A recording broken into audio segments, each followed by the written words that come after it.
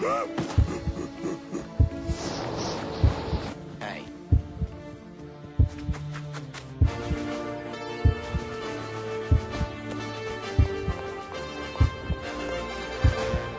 Hoy vamos a hablar de la maravillosa y magnífica evolución de las sociedades. Y ustedes pensarán, ¿y esto es relevante para mí? Bueno, sí. Empecemos. Desde el momento en el que empezamos a tener conciencia del mundo, hemos sido literalmente inundados de todo tipo de imágenes y de representaciones de cómo los seres humanos pasamos de ser homos, nuestros antecesores en lo que a la especie humana se refiere, para ser los propiamente dichos Homo sapiens. Sin embargo, todo esto que acabo de decir es solo modo de introducción para traerles todas estas cosas a la mente. No vamos a hablar del carácter individual de la evolución del ser humano, sino de cómo fue esta evolución en términos del ser humano en contacto con otros seres de su misma especie. Es decir, el ser humano haciendo amigos y haciendo enemigos y luego creando cosas y construyendo monumentos y al mismo tiempo construyendo grupos de poder. Una interacción que va desde los primeros grupos humanos hasta la conformación de los estados de hoy en día, los estados que conocemos. Antes de empezar con teoricismos, veamos un pequeño video de lo que pasó en todos esos años de la prehistoria hasta los tiempos de hoy. There's people on the planet, and they're chasing their food. Fuck it, time to plant some grass. Look at this, I control the food now. Now everyone will want to be my friend and live near me. Let's all build houses, except mine is bigger because I own the food. This is great, I wonder if anyone else is doing this. Tired of using rocks for everything? Use metal, it's underground. Better farming was just invented in a sweet dank valley right in between these two rivers, and the animals are helping. Guess what happens next? More food, and more people who came to buy the food. Now you need people to help make the food and keep track of the sales. And now you need houses for people to live in and people to make the houses. And now there's more people and they invent things, which makes things better. And more people come and there's more farming and more people to make more things for more people. And now there's business, money, writing, laws, power, society. Bien, para entender todo esto necesitamos remitirnos a la idea de Darwin, específicamente a la teoría de la evolución. Cito a continuación. La evolución son los cambios graduales que experimentan los seres humanos a lo largo del tiempo para adaptarse a las condiciones de la naturaleza. Ahora bien, si esto sucede con los seres vivos, ¿qué pasa cuando se intenta explicar la evolución de una sociedad? Es más, la evolución de un conjunto de sociedades, es decir, de todas las sociedades del mundo. ¿Cómo? ¿Funciona de la misma lógica? ¿Es factible esto? Bueno, acá entramos en un terreno llamado neoevolucionismo. El neoevolucionismo es una corriente que trata de explicar esta evolución, la de las sociedades, rigiéndose por las teorías de Darwin, aunque difiere con algunos dogmas. Claro, por eso se llama neoevolucionismo, ¿no? Existen muchas figuras dentro del neoevolucionismo, pero nosotros nos vamos a concentrar en dos: Timothy Earl y Alan Johnson. Estos dos académicos escribieron juntitos un libro muy conocido llamado La evolución de las sociedades humanas. En este libro, ellos garantizan que la evolución de las sociedades humanas es algo que va en ascenso, explicándolo claramente desde esta perspectiva neoevolucionista, en donde los estadios evolutivos por los que atraviesan estas sociedades corresponderían según su grado de complejidad a grupos humanos como bandas y luego tribus, que evolucionarían en sociedades mucho más complejas como cacicazgos, hasta llegar a los propiamente dicho estados. Dentro de este marco intelectual, ellos consideran que la constante interacción entre la presión demográfica y el desarrollo tecnológico es una de las cosas que vendría a ser como los motores de la intensificación. Yo sé que les dije que era muy teórico, pero lo vamos a explicar y se va a entender perfectamente. ¿Sí? Esto que acabamos de definir como intensificación es algo que trae muchos problemas gravísimos para la capacidad de sostenimiento de una comunidad. Por eso, para Johnson y Earl, la clave era crear instituciones de la economía política produciendo desarrollos de forma ascendente. En la primera parte del libro, estos autores se quejan acerca de la clasificación que hacen los evolucionistas decimonónicos a los estadios, es decir, los evolucionistas del siglo XIX. Estos evolucionistas del siglo XIX fueron los que clasificaban los estadios evolutivos en edades que seguramente lo escuchaste nombrar: edad de piedra, edad de bronce y edad de hierro. Pero ¿qué pasa? A Johnson y Earl no les gustaba para nada esto. No, rechazo total. No me gusta, no, cancelado. No me gusta. Es entonces cuando Johnson y Earl toman la decisión de armar su propia designación basándose en la organización sociopolítica de la economía. ¿Por qué el drama? O sea, ¿por qué? Para esto identifican tres niveles: el grupo de nivel familiar, que incluye la familia campamento y la familia aldea; el grupo local, que incluye el grupo local acéfalo y la colectividad que da nombre; y la entidad política regional, que incluye el cacicazgo y el estado. Una entidad política regional se entiende como una institución política que organiza en una región a grupos humanos de gran tamaño, ya sean cientos de miles o millones de personas. incluye el cacicazgo y el Estado. El cacicazgo sería la idea de una cultura en evolución para convertirse en Estado en donde la guerra es endémica y dirigida hacia la conquista. Esto es como por ejemplo Pocahontas, como para tirarles un ejemplo, o Apocaliptus. Creo que Apocaliptus entra más en la definición.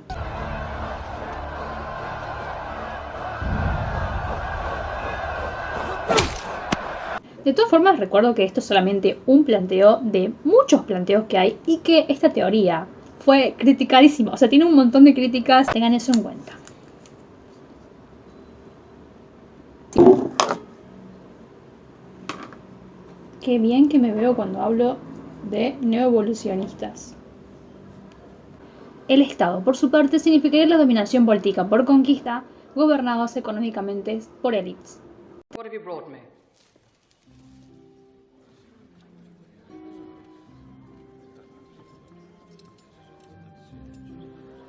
Patata, Majesty.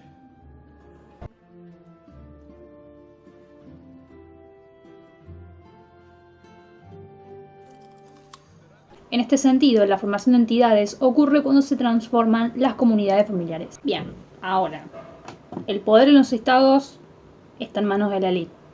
Qué sorpresa, ¿no? O sea, tipo, wow. Esta élite es la que articula y controla los intereses de la entidad. La forma en la que esto sucede es a través de instituciones de control y administración estatal.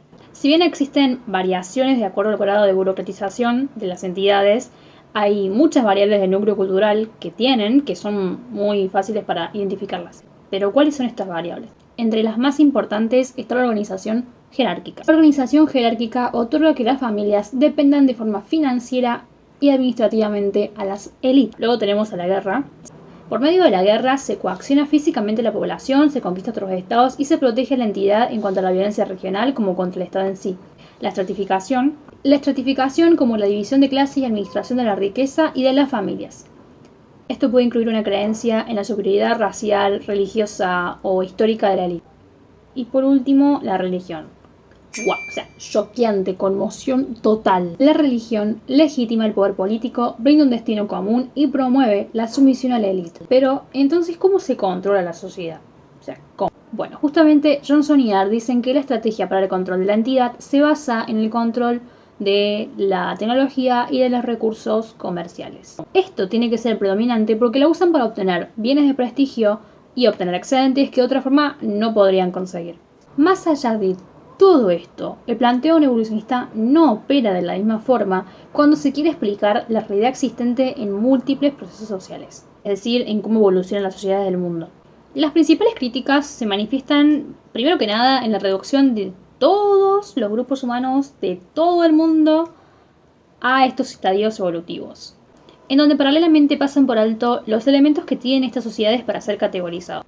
Esto, si lo piensan bien profundamente, no es algo que sea propio de los neoevolucionistas, sino que hubo muchos pensadores y personas influyentes que también propusieron sus propios estadios evolutivos, como por ejemplo Marx. Y si no lo planteaban como un estadio, siempre se hablaba de esta idea de progreso, ¿no? Como por ejemplo Herbert Spencer, él también hace lo mismo. O, para tener un ejemplo mucho más familiar, los pensadores de la modernidad también, o sea, tenían la noción de progreso como un espíritu de la época.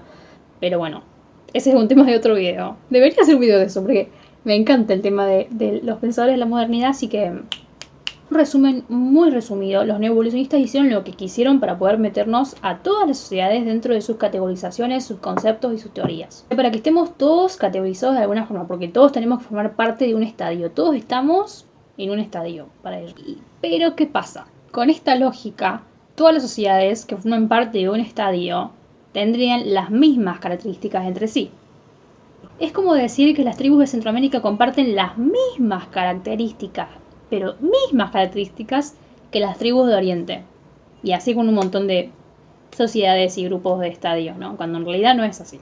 Esto, en realidad, es un debate que me encanta porque pertenece a los científicos sociales que básicamente discuten esto de que si todas las sociedades deberíamos derivar en algún momento de nuestra historia en una entidad política regional o no. Esta lógica es algo que nos lleva a todos a pensar, aunque muchas veces no es muy explícita, pero nos interpela a todos, no solamente a quienes forman parte del campo científico, sino a todos los individuos de la sociedad, en relación a la existencia de grupos más avanzados que otros, grupos que están más civilizados, de acuerdo a una noción muy específica de civilización. Es una idea que tenemos muy inculcada, una idea de la modernidad, en donde todos caminamos hacia un progreso cuando la realidad es mucho más compleja de lo que parece.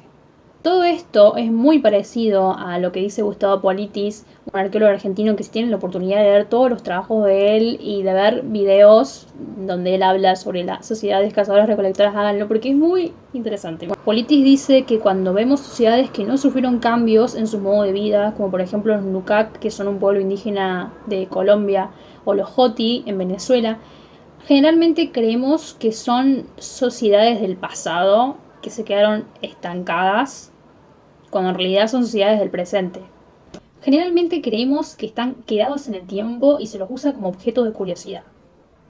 Pero, ¿por qué sucede esto? Lo que sucede es que nos encontramos muy sensibilizados con su forma de vida porque tienen percepciones diferentes a las nuestras, ya sean cosmologías, formas de alimentación, ritos cotidianos, vestimenta, modos de relación, etc.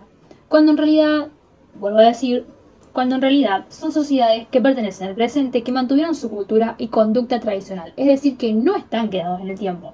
La razón por la cual nos preocupamos ante determinada práctica desconocida es porque proyectamos nuestras preocupaciones e intereses en base a la concepción que tenemos sobre el mundo y nuestro sistema de creencias. Y bueno, acá concluye el primer video.